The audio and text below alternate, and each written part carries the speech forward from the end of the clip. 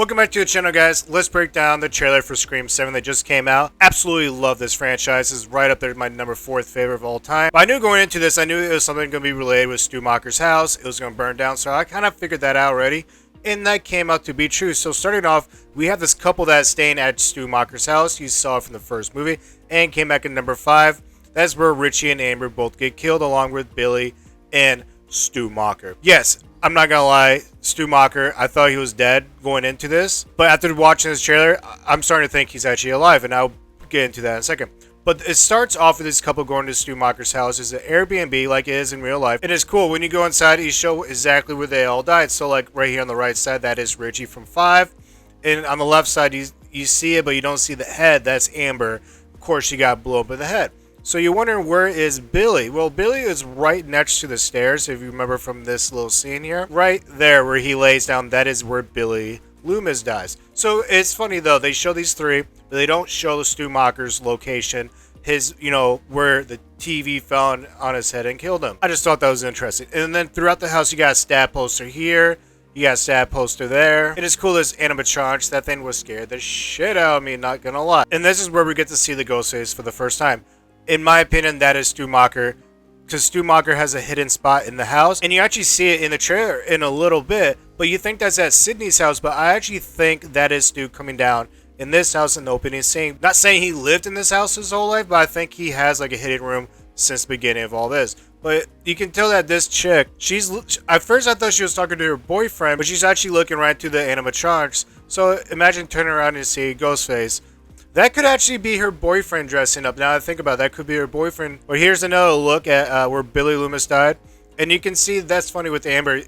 She really doesn't have a head. And if you really think about it, because she got her head fucking blown off with a gun. So here we get a call to Sydney that is from Woodsboro, California. Of course, that's where Stu Macher in the original location is.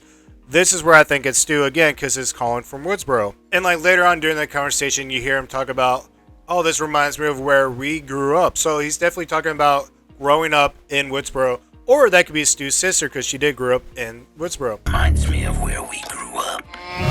Well, so here's a look at Sydney, and she is getting older by the movie.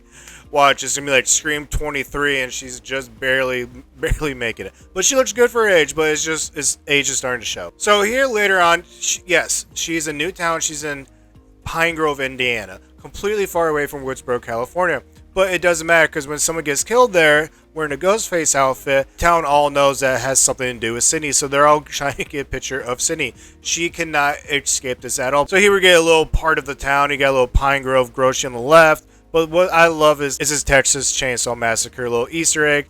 That would be awesome to watch that in theaters. I haven't had a chance yet. So here we get the first look at Tatum. Yes, it is named after Tatum from the first movie, which was Dewey's sister. And she is played by Isabel May. 1883, absolutely love it. But what's interesting is they're only talking about one daughter, and they make it very obvious there's only one daughter. But when we saw her in Scream 5, she had more than one kid. So my question is, did she actually marry and had kids with the Mark from Scream 3?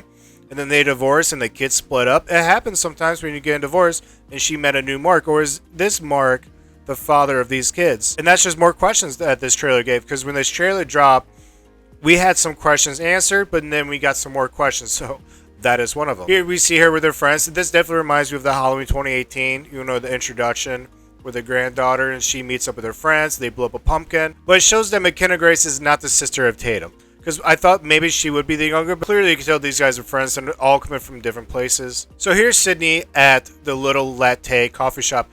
We all know that she was going to be a business owner of something. I thought it was going to be like that grocery store, but it ends up being this coffee shop.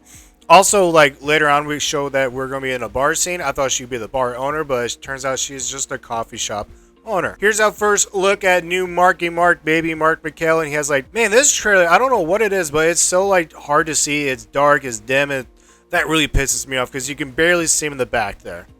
So this is that little trap door I'm telling you about, where Stu Macher comes down. I really thought that this would be a hidden door where someone finds this hidden room. They find the found footage of Stu, Roman, Billy, them killing Casey Becker from the opening scene of the very first movie. And I think this is something where Stu hides in the Stu's house, and then he drops down. I think this is part of the opening scene. I could be completely wrong, but I really don't see this being anything to do with Sydney's house. Even though she does have like a panic room, but like, how would that killer know about that in Sydney's house? That's where I'm thinking it has something to do with Stu's house. Okay, this makes sense because like in a little bit I'm going to show you this picture of Sydney rolling downtown at night and it's dead as ghost town. You're like, I wonder how. This now gave me the idea of the police, like there's a curfew, they know the killer's on the loose, they know what's going on, so they're shutting it down. They are shutting down the town. And this is kind of leading up to it, like the cops going around, making sure everyone's like in lock and key. And that makes sense how it's a ghost town with Sydney later on. So here we get Gail. Of course, she's coming back. She's the only one that's been in every single movie besides Roger Jackson. He does the voice. But to the right, we see one of the twins, which is Chad, which is one of the twins and the guy that survived 400 fucking stabbings between 5 and 6. Here's his sister Mindy, and clearly they're at the bar. And we know later on there's a bar fight because there's one right here hiding.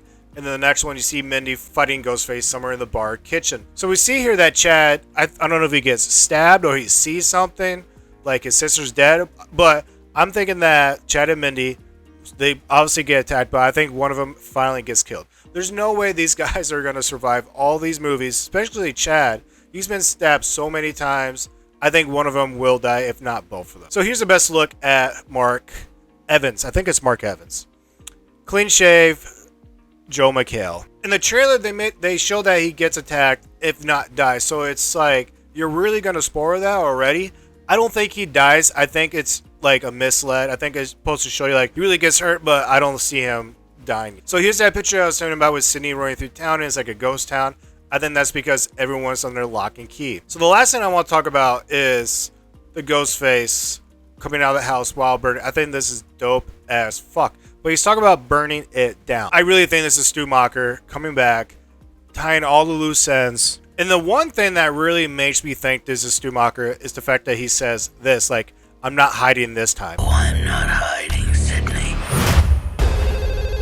Not this time. What do you mean you're not hiding this time? And that just right there tells me that he's been the one puppeteering the last few movies.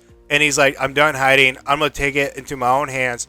This is going to be a one-man show. And I really think that Stu Macher's going to reveal the card early, which is going to change this whole movie where someone's going to be unmasked before Act 3. Because that's what a Scream movie is. People want to go try to figure out themselves who the red herring, who the killer is. But if Stu Macher reveals, I'm alive, I'm coming after you, that would be very interesting. Because we did hear a rumor that Gail at one point does unmask the killer early. This could be something like that. And of course, we hear Dewey's voice, which says, all your friends died just for being near you. All your friends died for just being near you. Which just tells me that is straight up AI. And that almost disappoints me because we hear Stu Macher's voice at the very end that ends this whole trailer. This is going to be fun. This is gonna be fun.